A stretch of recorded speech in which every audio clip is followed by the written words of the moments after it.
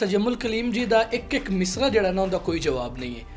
ਜਿਹੜੀ भी गज़ल ਨੂੰ हथ लाइए, ਜਿਹੜੀ भी गज़ल ਨੂੰ पढ़िए तो एक इंसान दंग ही रह जाता है यार उस्ताद तजम्मुल कलीम किड्डे सौखे लफ्ज़ों के विच की मजमून बयान कर जाते हैं। मैं उन्होंने एक गज़ल तुहानूं सुनाना जिहड़ी मैनूं ज़ाती तौर पर बड़ी पसंद है।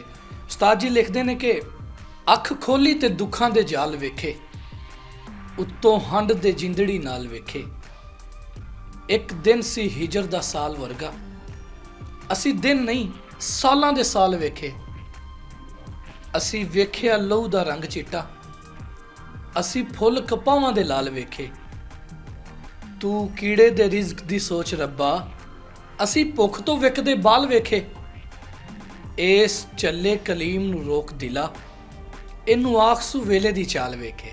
हाय हाय हाय। उस्ताद तजम्मुल कलीम जी का जिहड़ा भी शेर है ना जी, वो एक अपना अलग ही मुकाम जिहड़ा ना वो रखदा है। एडे सोहने तरीके नाल, एडे बेहतरीन काफिए नाल गल जिहड़ा भी उन्हां काफिया लैना जी इंज बिल्कुल परफेक्ट ते फिट आंदा है।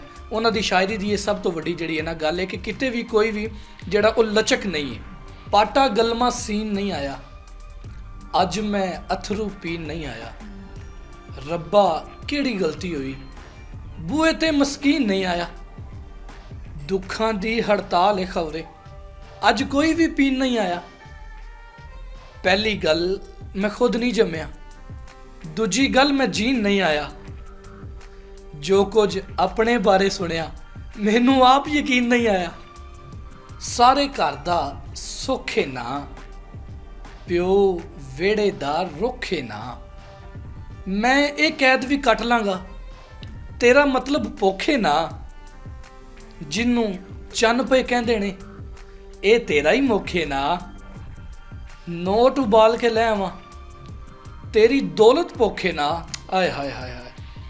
हुण ओ गल भी नहीं करदा, हुण ओ गल भी नहीं करदा, इसे गल दा दुख है ना।